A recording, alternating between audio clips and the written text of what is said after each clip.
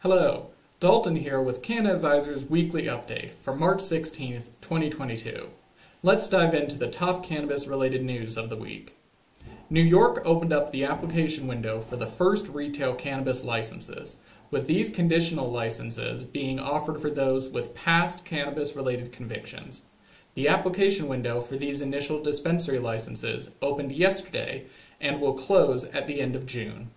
To be eligible, one has to have had a past cannabis-related conviction in the state of New York or have a parent, legal guardian, child, spouse, or dependent with a conviction, and hold or have held for at least 2 years at least 10% ownership interest in and control of a qualifying business, which means a business had to have had a net profit for at least 2 years of operation.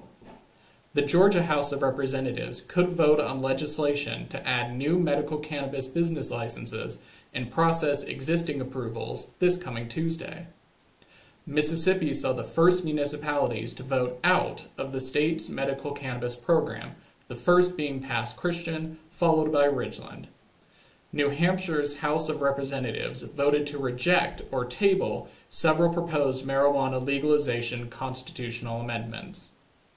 In New Jersey, the Cannabis Regulatory Commission completed 2 stages of review for many applicants and identified some as incomplete.